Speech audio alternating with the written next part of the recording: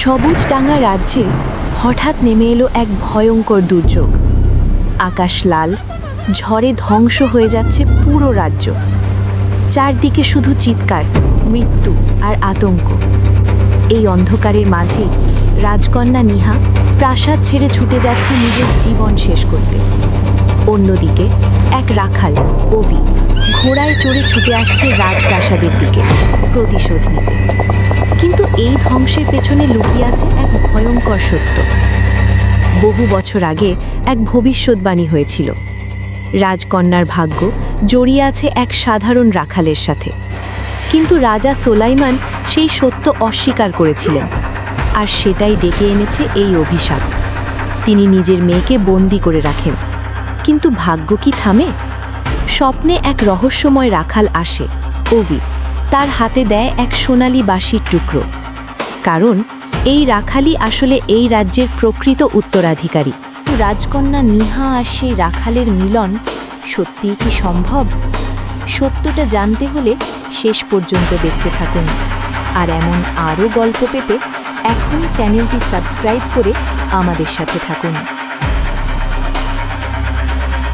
সবুজডাঙ্গা রাজ্যের এক গভীর মধ্যরাতে যখন পুরো প্রাসাদ নিস্তব্ধতায় ডুবেছিল, তখন হঠাৎ আকাশ যেন ফেটে গেল।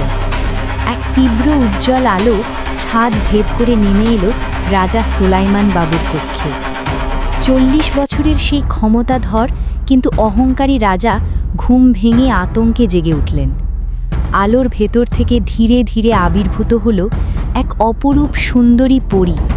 দীর্ঘ রূপালী চুল, কিন্তু চোখে মুখে কোনো হাসির ছায়া নেই, শুধু এক গভীর সত্যের ছাপ। রাজা সুলাইমান, আমি তোমাকে এমন এক ভবিষ্যৎবাণীর কথা জানাতে এসেছি যা তোমার কাছে অপ্রিয় হলেও সত্য। তোমার কন্যা শাহজাদি নিহার ভাগ্য এক সাধারণ রাখালের সাথে জড়িত আছে। তার বিয়ে সেই রাখালের সাথেই হবে। কখনো না, আমার মেয়ে আমার সবচেয়ে মূল্যবান সম্পদ। একটা সাধারণ রাখালের সাথে আমার মেয়ের বিয়ে, এটা অসম্ভব। ভাগ্যকে অস্বীকার করা যায় না রাজা, আর যারা তা মানতে চায় না তারা নিজেরাই নিজেদের অভিশাপ ডেকে আনে। কি হয়েছে প্রিয়? তুমি ঘেমে যাচ্ছ। এক স্বপ্ন দেখেছি, কিন্তু এটি কোনো সাধারণ স্বপ্ন নয় সারা, এটি ভবিষ্যৎবাণী। স্বপ্ন তো স্বপ্নই, তুমি এত ভয় পাচ্ছ কেন? না, এটা শুধু স্বপ্ন না। আমি আমার মেয়েকে কোনো রাখালের সাথে বিয়ে হতে দেব না, কখনোই না। পরদিন সকালেই রাজা পুরো রাজ্যের সব হাকিম, জ্যোতিষী ও গণকদের ডেকে পাঠালেন। রাজ দরবারে সবার সামনে তিনি সেই স্বপ্নের কথা বললেন। বলো তো, এই স্বপ্নের মানে কি? সবাই কিছুক্ষণ চুপ থেকে গণনা করল।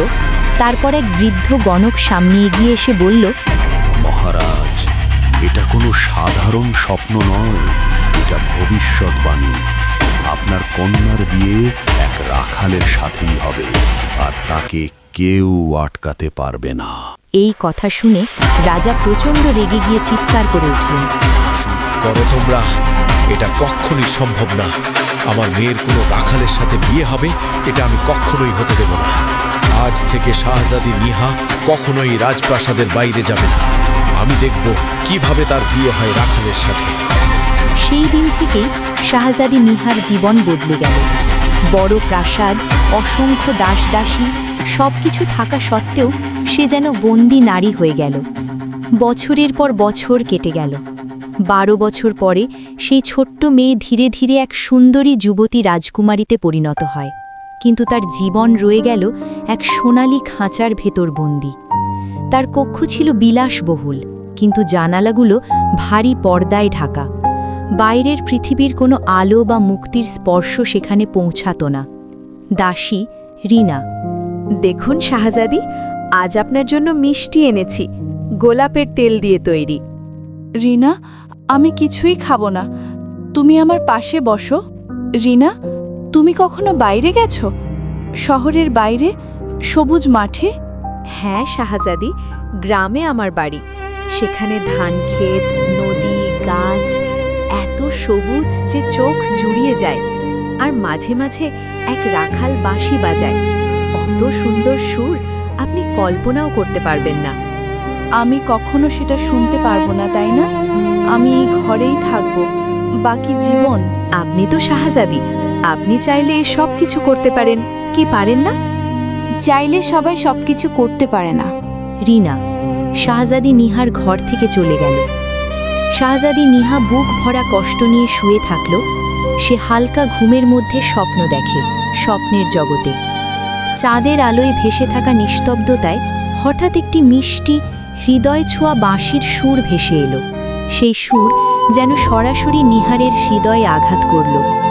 দূরে সবুজ মাঠের মাঝে এক ছায়াময় অবয়ব দাঁড়িয়ে বাঁশি বাজাচ্ছে।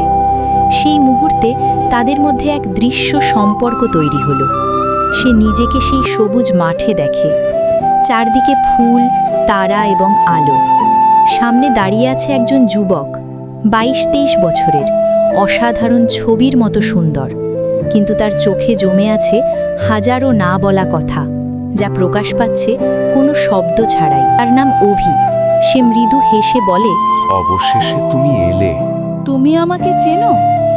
আমি তোমাকে বছরের পর বছর ধরে চিনি। তোমার ব্যথা, তোমার অবরুদ্ধতা, আমি সব কিছু অনুভব করেছি।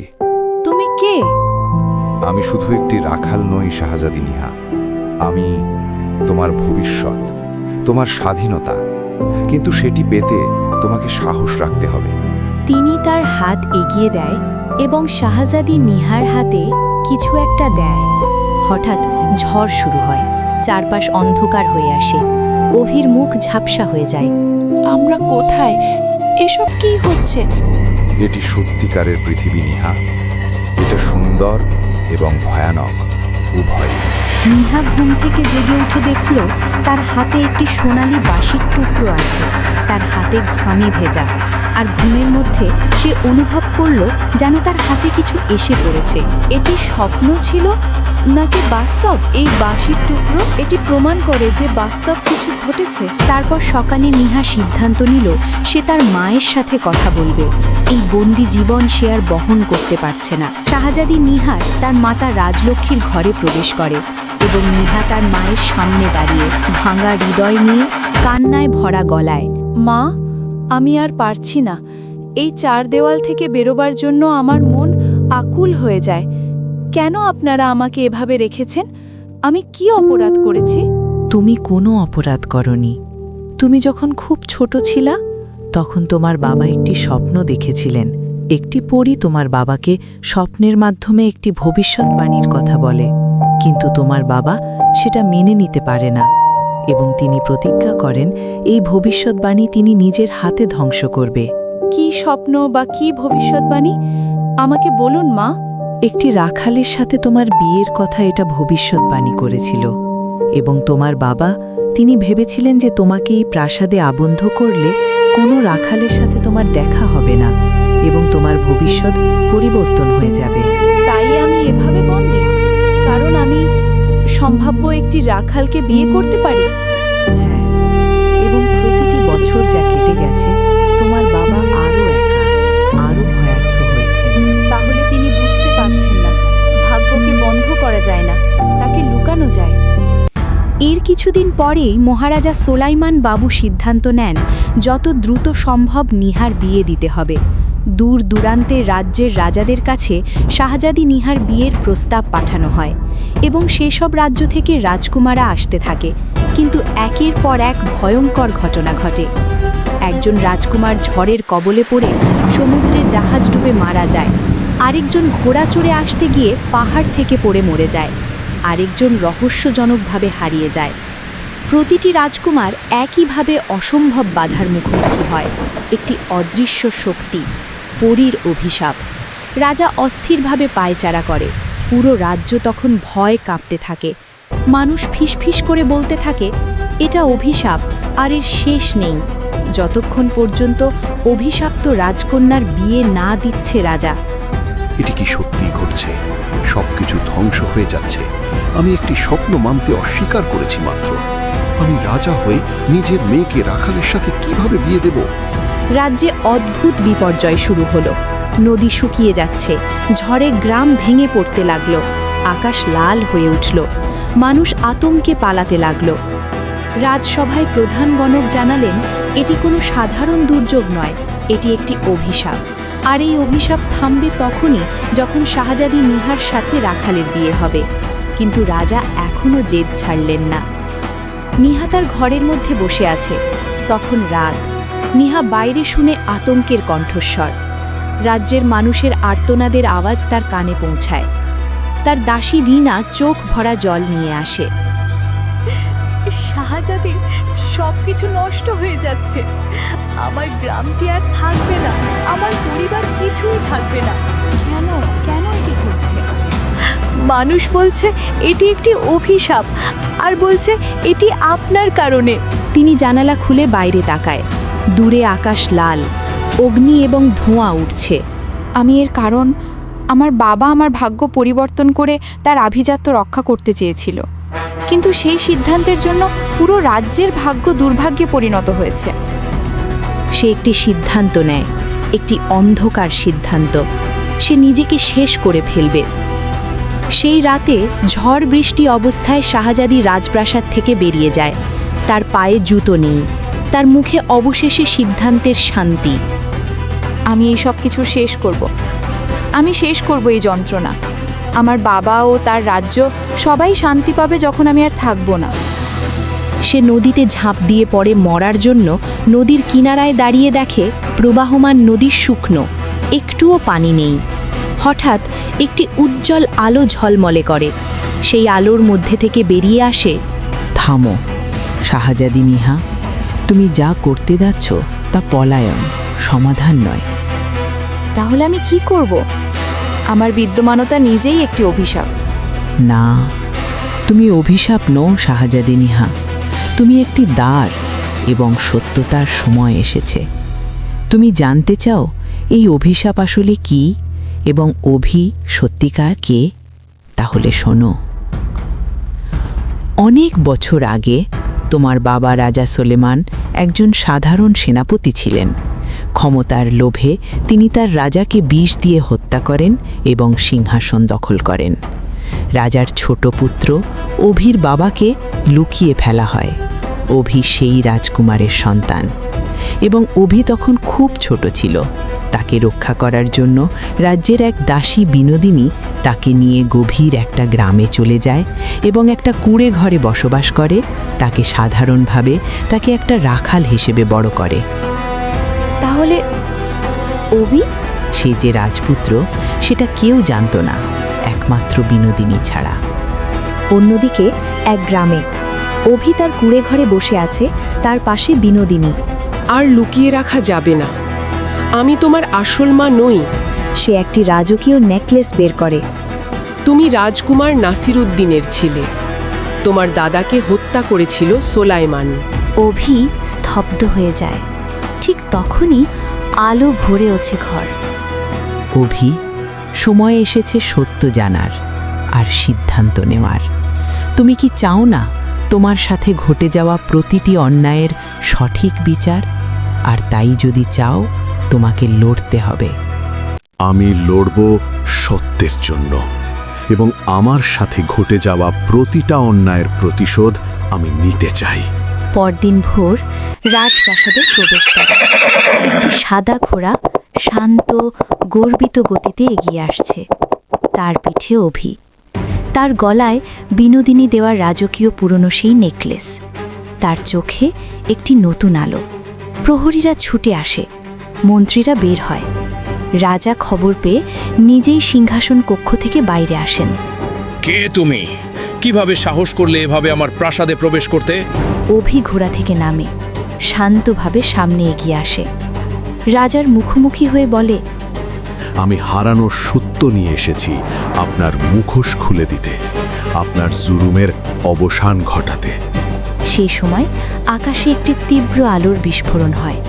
পরি প্রকাশ পায় সবার সামনে, দিনের আলোয়। সমস্ত মানুষ অবাক। এটি পরীদের রানী তারকা পরী, এই প্রথম সবার সামনে। সবাই নতজানু হয়ে পড়ে। শুধু রাজা দাঁড়িয়ে থাকেন, কাঁপছেন, কিন্তু মাথা নত নননি। রাজা সোলেমান, তোমার অপরাধের প্রায়শ্চিত্তের সময় হয়ে এসেছে। তুমি রাজাকে মেরে তার রাজ্য দখল করার পরে নিজের নির্দোষ মেয়েকে বন্দি করে রেখেছ বছরের পর বছর এবং রাজ্যের প্রজাদের ওপর জুলুম করেছ। এটি মিথ্যা। আমি বছরের পর বছর ধরে ন্যায় বিচার করেছি। আমি একজন ভালো রাজা। একজন ভালো রাজা কখনো নিজের মেয়েকে 12 বছর বন্দি করে রাখেন না। একজন ভালো রাজা নিজের পাপ ঢাকতে একটি নির্দোষ জীবন নষ্ট করেন না। আমি এখানে প্রতিশোধ নিতে আসিনি, আমি এসেছি সত্য প্রতিষ্ঠা করতে, নিহার জন্য, এই রাজ্যের মানুষের জন্য। রাজপ্রাসাদের মধ্যে থেকে নিহা দৌড়ে আসে। তার চোখ পড়ে অভির উপর। দুজনের চোখে চোখ পড়ে। স্বপ্নের সেই অদৃশ্য বন্ধন এখন বাস্তবে। তুমি কি সেই স্বপ্নে দেখা মানুষটি? তোমার সেই স্বপ্নে দেখা প্রতিশ্রুতি, সত্য, ভালোবাসা। সত্যকে দমন করার মূল্য সব সময় ভয়ঙ্কর। রাজা ভেঙে পড়ে। তার অহংকার গলে যায়। সে অভির সামনে নতজানু হয়। আমি ভুল করেছি। তুমি আসল উত্তরাধিকারী। আমি আপনাকে ক্ষমা করে দিলাম, কিন্তু সত্য প্রতিষ্ঠা করতে হবে। রাজা সম্মতি জানায়। পরীর জাদু ছড়িয়ে পড়ে। শুকনো নদীতে পানি ফিরে আসে। আকাশ পরিষ্কার হয়। গাছপালা সবুজ হয়ে ওঠে। ধ্বংসস্তূপ থেকে নতুন জীবন জন্ম নেয়। রাজ্য আবার জেগে ওঠে। কয়েক সপ্তাহ পরে রাজপ্রাসাদ। নিহা ও অভির রাজকীয় বিবাহ। সবাই আনন্দে মেতে ওঠে। সত্য আর ভালোবাসাই সবচেয়ে বড় শক্তি। অভি এখন একজন ন্যায়বান রাজা। নিহা তার পাশে একজন জ্ঞানী রানী। তাদের একটি সন্তান, নতুন ভবিষ্যতের প্রতীক। সুলাইমান এখন অবসর নিয়েছে। নাতির সাথে সময় কাটায়, তার ভুলের প্রায়শ্চিত্তে। আমার কাজ শেষ। এখন তোমরাই নিজেদের গল্প লিখবে। ভাগ্যকে বদলানো যায় না, কিন্তু সাহস, সত্য আর ভালোবাসা দিয়ে তাকে সুন্দর করা যায়।